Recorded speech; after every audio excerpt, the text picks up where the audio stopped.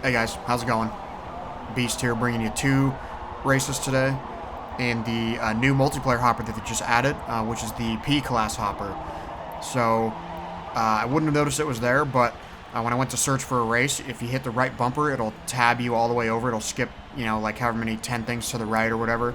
And it's been landing me directly on the hypercar hopper, and when I did it, it didn't give me all the way over there. It was one off, and so I was like, oh, they must have added something. So I went back and checked, and sure enough, P-class hopper, which is what I'm racing in now. So this is the Audi R18 e-tron Quattro. You'll see a great, absolutely best you'll see on YouTube stall right there at the beginning, which is awesome. And then you'll see lots of guys. So there's there's the open top Audi right there. There's a couple guys in the Ferrari F333 SP, which is a Formula One Ferrari, or well, not a Formula One Ferrari. It's like a prototype Ferrari from the late 90s. You'll also see a couple. There's another e-tron in here. There's a couple of Mazda 787Bs, which is ultimately what I would love to drive. I've never actually driven that thing, and it sounds ridiculous. But P-class. So first thing I was surprised by was how ridiculously quiet this car was. It really had no sound to it whatsoever. And look at that idiot behind me, dude. So I actually steered into him all those times right there, including that last time. I steered into him purposely, trying to make him pay for that. Like, what are you doing, dude? Like, how are you going to come in? That's the thing that I can't stand. It's just like regular driving in real life, you guys.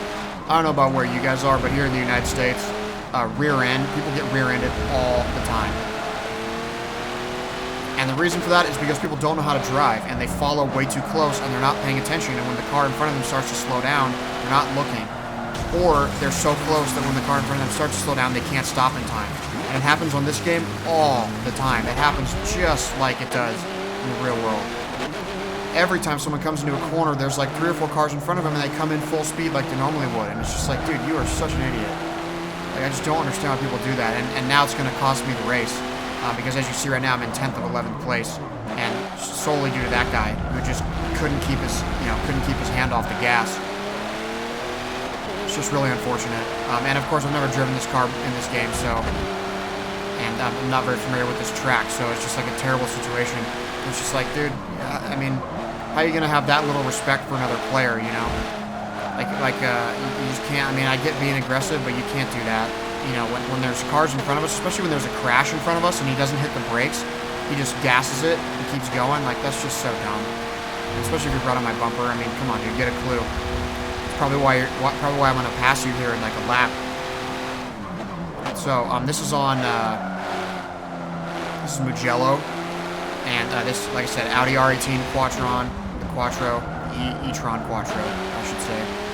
This is the Team Yost version, which is the one that won all the, whatever you call it, the one that won all Le Mans and all that stuff. So this is one of my favorite cars from Forza 5. This was the car that I really got into this was like my entry-level race car on that game. Because I had never raced, like I was, racing some of the lower-level cars and stuff, and it just, one of those games that, like, I raced it, but, like, after an hour or whatever, I was just bored of the game. And then I had to, I'm kind of an achievement guy. I love to go for achievements. And so, what I was doing was going for an achievement that was called Lead Dog, which was for leading a certain amount of laps in multiplayer, and I thought I could do it.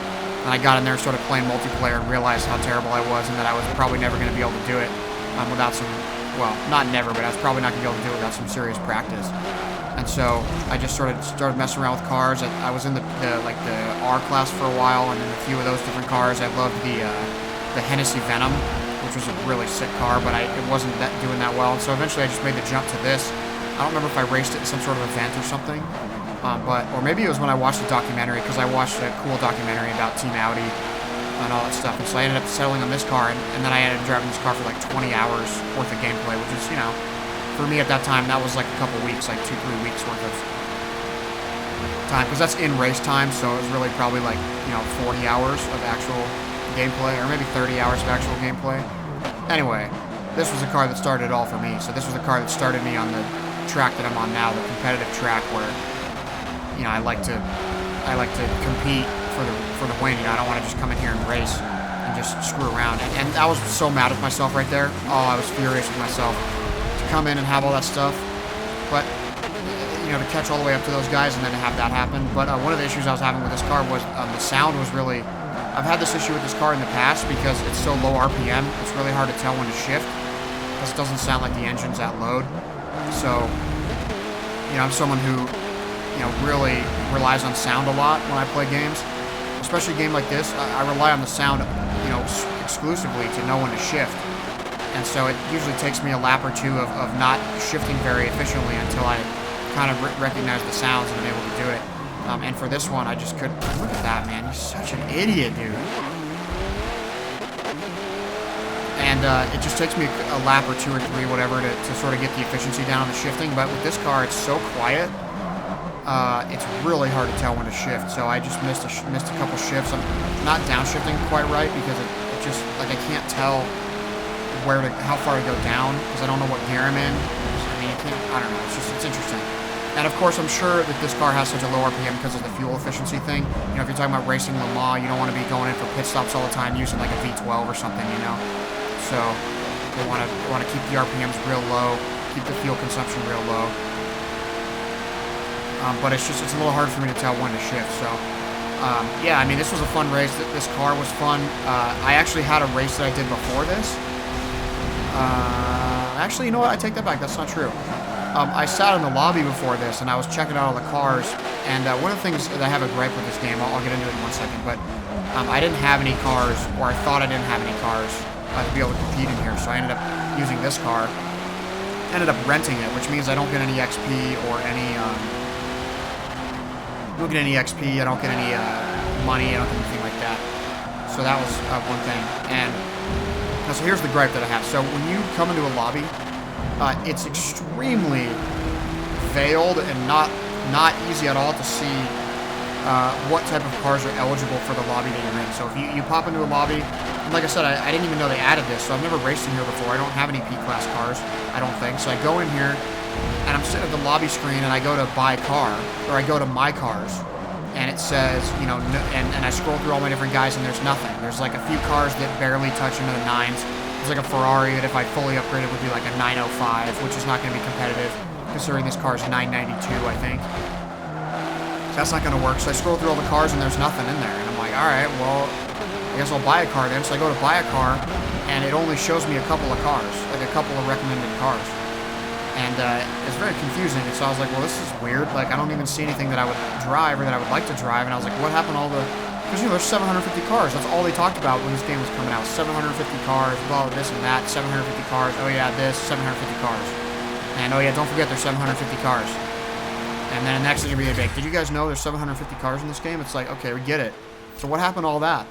You know, I go in to look at the cars, and there's nothing.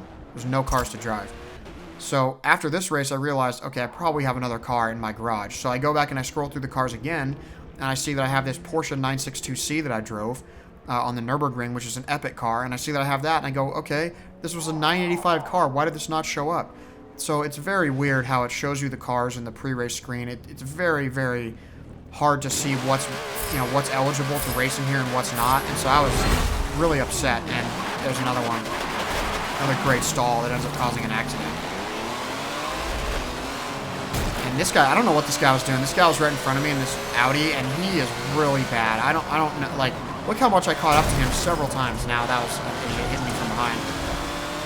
But, like, I don't even know how many, like, oh man, that was, yeah.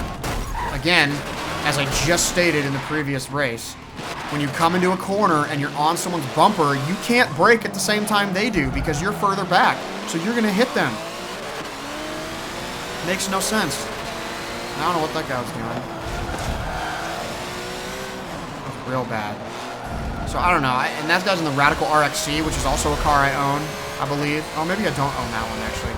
I don't know. All I'm saying is when you come in and you don't know what kind of cars are eligible for this type of thing, it's really, like, the recommended cars for me were, like, a Ferrari 488 and a Ferrari, 599 FXX. And it's just like, why are you recommending those cars for me?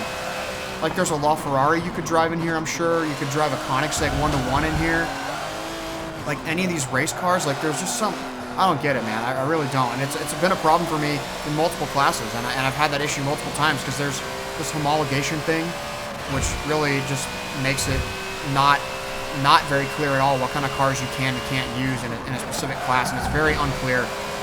So I'm glad to see that they're adding these hoppers. I hope they add the X-Class hopper soon, so that we can actually get racing some real cars, cars that I like racing. Not like I don't like racing this car, but it's just I'm so out of my element in these lower level cars, and I'm not anywhere near living up to my potential. You know, these cars don't handle the way I'm used to, and I'm used to pushing cars a certain way through corners and getting back on the gas at a certain time, and I can't do that with any of these cars that I drive. With the exception of the Zonda is about as close as I could come. But this thing, I mean, like, this thing is a great car, but this fifth gear is terrible. It's really good until you get to fifth gear, and fifth gear just sucks. So I have to figure something out as far as like a different tune or something. And I don't know, it's very unclear what cars you can and can't use, and so when I go in there one time and look at all the cars that I can use, and I'm like, oh, I can't use this, I can't use that, and then I come back and here we go, I can use this car now. It was dumb. So it's kind of a waste, but I'm super glad they added this hopper. Like I said, that we're on the right track. So if maybe I can just find a different car in here. Obviously, if I had a little bit more credits, I could buy something. But you know, at this point, the problem for me is all the cars that I like racing or would race are so expensive that, you know, it takes me probably 2 hours worth of gameplay to actually unlock enough credits just to buy one of these cars. And I constantly buy new ones because just like everybody else, I get in here and I race a car and I don't like it, and then, you know, so that's why I rented the Audi, and I'm glad I did because I'm not going to buy that thing. I don't like it. It doesn't sound right. It doesn't feel right, and I'm sure it's nothing a tune couldn't fix, but I don't even want to mess with that. So we'll see what other cars there are in the P class that I can get to, and I'll work on that. But yeah, I mean, I'm really good step in the right direction. So now they have an A class, an S class, and a P class hopper, which is very promising. So that means, you know, soon we should look for an X class hopper, and then also, you know, an R class hopper would be. Actually, they do have an R class hopper, I think. But I like that. I like that they've added these, and that's a 787P right there. And I like that they added that. I like that they added these hoppers because, you know, it's been in the past you've had such a variety of what you can race in the multiplayer hoppers. Like, you can race any class you want. You know, D class all the way up through X class, and that's not here in this game. And the homologation things are really weird, and you know, the rivals mode is just kind of lacking in my opinion, and also in opinions of, you know, people that I talk to that play this game and have loved this game just as much as I have. People I've met and become friends with and have now been friends with for years strictly because of this game are also extremely disappointed with the lack of multiplayer hoppers, and you know, one person in specific has even not played this game really anymore, strictly because of the lack of multiplayer hoppers. There's just none, and the rivals mode. There's just those two combined are the only thing that make the game replayable, and I agree with that. Those are the only two things that kept me playing the game for 500 hours on Forza 5, and they're not even in this game right now. So that's definitely something they need to work on, and I don't know what their plan is, but.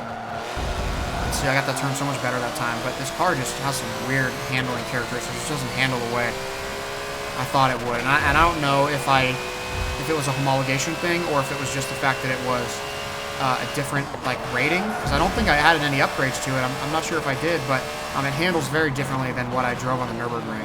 Because what I drove on the Nürburgring, and I don't get it. See, the braking was letting me down in that corner. I don't understand what was happening there. So, yeah, I mean, ultimately, a lot of fun. I just have to go in here and mess around with some other cars. I'll probably just go back to the Zonda for a little bit and sort of, you know, go race that in the career for a while and earn a couple million credits, and then spend a few hours doing that, and then I'll be able to experiment with something to buy. But, I don't know. We'll have to see how that goes. So, anyway, the race is almost over, so I'll leave you guys with that. I missed a few uploads this week. You know, I don't know why. I just did. I fell asleep a few nights, and it's you know, not to you know, pull back the curtain too much for you guys, but it is a lot more work than you think it is to get these videos up and ready to go. So I don't know. I need a little bit of a break from it. I haven't gotten proper sleep in a long time, and I do have a regular job, so this, you know, it's got to have to make a few priority decisions every once in a while, but. I'll keep making stuff. I'll keep uploading stuff as often as I can. So thank you guys for checking this out. There's plenty of other videos on my channel, plenty of other Forza 7 videos if you want to go back and watch some of those. Especially in the last month and a half, they've all been in 4K, so that's really great. And on top of that, the Xbox now supports 4K 60 on the YouTube app, which is something I've been waiting for 6 months since I got my 4K TV. And it's epic. 4K 60 looks glorious. Even 1080 60 looks so much better on YouTube than the 1080 30. I mean, it's like night and day difference. So make sure you guys check out all my other videos. I've got a bunch of Call of Duty videos too if you're interested in that. I even put up a PUBG video just recently, which is so much fun. I've been playing so much of that, which I'll probably bring you guys some more of that here shortly in the future. So thank you guys for being here and checking the video out. That was crazy, right? Thanks for being here and checking this out. Make sure you subscribe if you like my content and check back soon for another video. I appreciate it. I'll see you guys later. Thanks.